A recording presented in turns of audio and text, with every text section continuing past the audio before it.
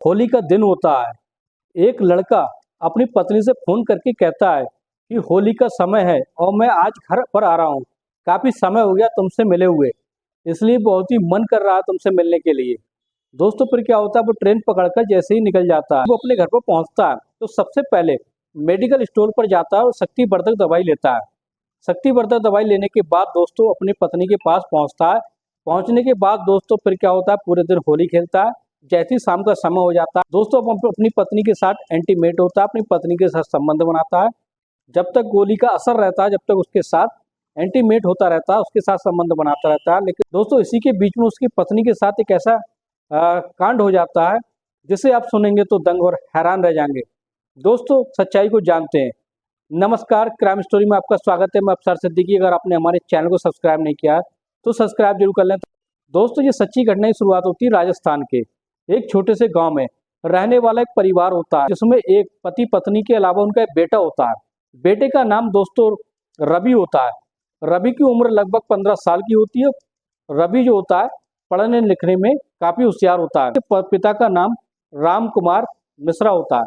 उसके पिता जो होते हैं राम कुमार, वो अपने बेटे रवि को अच्छी शिक्षा देना चाहते हैं, लेकिन घर के हालात कुछ अच्छे नहीं होते हैं।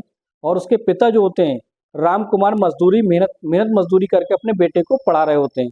दोस्तों जब क्या होता है, उनकी ज्यादा स्थिति खराब हो जाती है तो वो अपने बेटे से कहते हैं, लगभग 2 साल की पढ़ाई करने के बाद अपने बेटे से कहने लगते हैं कि बेटा अब तुम जाकर पढ़ाई को छोड़ दो। पढ़ाई करने से कुछ नहीं होगा, अब हमारे हालात अच्छे नहीं है। अब तुम जाओ, ऐसा करो अपने दोस्तों के साथ जाकर कहीं अच्छी सी नौकरी कर लो जिससे हमारे घर का गुजारा चल सके। दोस्तों इसी के बीच में वो रवि अपने माता पिता की बात को सुनता। सुनने के बाद वो दोस्तों अपने फ्रेंड और दोस्तों के साथ दिल्ली के लिए निकल पड़ता है और वो एक फैक्ट्री में नौकरी करने लगता है। दोस्तों वो नौकरी पर अच्छे पद पर काम करने लगता है। इसी के बीच में दोस्तों उसे 2-3 साल का समय बीत जाता है। जब उसकी उम्र हो जाती है लगभग 20 साल के, तभी उसके पिता सोचने लगते हैं कि हमारा बेटा जो है बहुत अच्छे से कमाने लगा है, इसको जिम्मेदारी सौंप देनी चाहिए, यानी इसकी शादी करा देनी चाहिए। तभी वो अपने बेटे राम कुमार अपने बेटे रवि से कहते हैं कि बेटा हम तुम्हारी शादी के लिए लड़की ढूंढ रहे हैं और हम तुम्हारी शादी करा देना चाहते हैं। अब तुम कमाने लगे हो, अब हम चाहते हैं कि तुम अपनी जिंदगी में सेटल हो जाओ। तो रवि अपने पिताजी से कहता है ठीक है, आप जैसा ठीक समझें।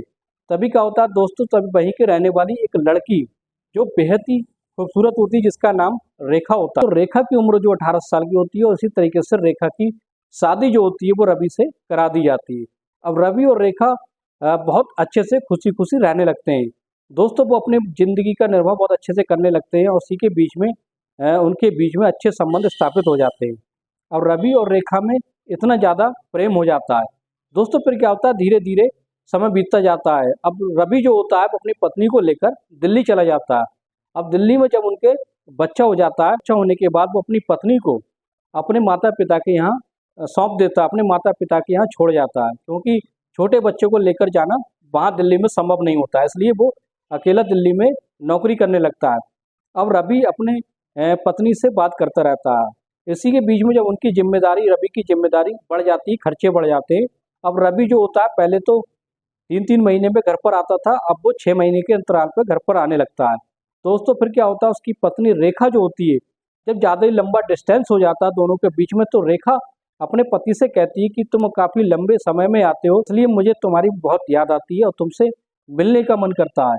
और इसी तरीके से रवि जो होता है उसके मन की बात को समझने लगता है और सोचने लगता है कि रवि से उसकी पत्नी क्या चाहती है। इसी के बीच में वो अपनी पत्नी से एक दिन बात कर रहा होता है और कहता है कि जल्दी होली आने वाली है, मैं होली पर ही घर पर आऊँगा और इस तरीके से हमारी अच्छे से मुलाकात होगी और मैं लगभग 1 हफ्ते तक तुम्हारे साथ ही रहूँगा।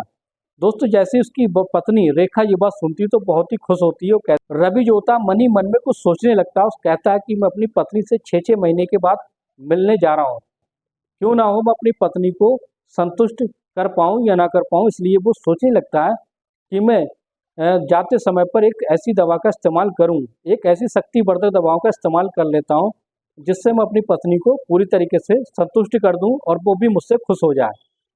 दोस्तों यही बात मन में सोचते हुए वो ट्रेन पर बैठ जाता है। रवि जो होता है ट्रेन में यही सोचता हुआ आता है कि आखिर मैं अपनी पत्नी को खुश कैसे रख सकूँ, अपनी पत्नी को खुश कैसे करूँ। दोस्तों जैसे ही वो ट्रेन से उतरता है। उतरने के बाद डायरेक्ट मेडिकल पर ही पहुंचता है।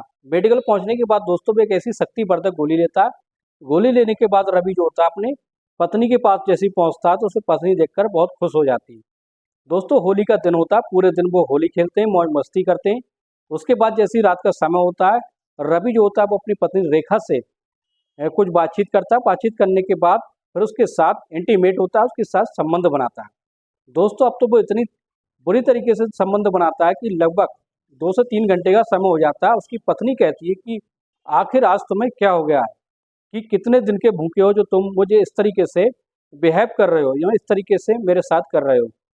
दोस्तों इसी के बीच में रवि कहने लगता है कि काफ़ी दिन का समय हो गया मैं तुमसे नहीं मिला हूँ, शायद इसी वजह से मुझे काफ़ी समय लग रहा है। क्या होता है इसी के बीच में रेखा जो होती है उसको अनकंफर्टेबल फील करने लगती है, यानी उसे अब बहुत ही अजीब सा लगने लगता है।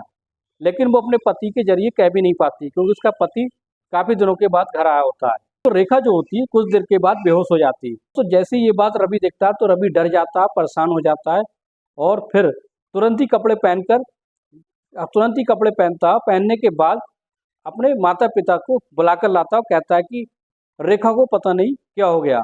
दोस्तों तभी उसके माता पिता कुछ पूछने लगते हैं कि तुमने उसके साथ कुछ किया तो नहीं है। दोस्तों रवि जो होता है कोई जवाब नहीं देता है तो उसके पिता समझ जाते हैं कि जरूर उनके बीच में कुछ हुआ है। अब क्या होता है वो जल्दी से ही अपनी पत्नी को लेकर हॉस्पिटल में पहुंचता है। उसके बाद उसकी पत्नी को रेखा को होश आ जाता है और डॉक्टर जो एक सजेशन देती है कहती है कि तुमने अपनी पत्नी के साथ इतने दर्दनाक तरीके से संबंध बनाए थे जिससे इनकी ये ऐसी हालत हो गई, ऐसा तुम्हें नहीं करना चाहिए था। दोस्तों फिर क्या होता है डॉक्टरनी जो होती है उसको समझाने लगती है कि ऐसा नहीं करना, ये तुम्हारी पत्नी है और तुम्हारी पत्नी जब क्या तुम इसके साथ कुछ भी कर सकते हो लेकिन तुम्हें ऐसा नहीं करना चाहिए। फिर क्या होता है रवि जो होता है अपने किए पर पछतावा होने लगता है और डॉक्टर से माफ़ी मांगने लगता है और कहता है कि आइंदा वो इस तरह की हरकत नहीं करेगा। रवि जो होता है अपनी पत्नी के सामने शर्मिंदा खड़ा हो जाता है तो उसकी पत्नी कहती है कि आइंदा तुमने ऐसा किया दोबारा ऐसा मत करना। दोस्तों फिर क्या होता है इसी के बीच में जब उसकी पत्नी सही हो जाती है वो अपनी पत्नी को लेकर घर पर चला जाता है और फिर कुछ दिनों तक अपनी पत्नी के साथ बहुत अच्छे से व्यवहार करता है। अपनी पत्नी के साथ बहुत कई दिनों तक अच्छे से टाइम बिताता है और फिर जैसे ही छुट्टियां ख़त्म हो जाती हैं वो अकेला फिर दिल्ली के लिए निकल पड़ता है और फिर उसी तरीके से अपने दिल्ली में काम पर चला जाता है।